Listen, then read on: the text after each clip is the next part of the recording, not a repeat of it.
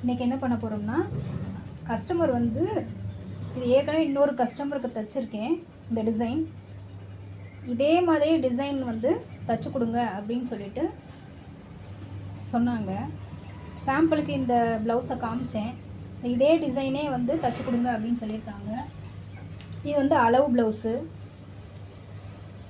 இது வந்து ப்ளவுஸு.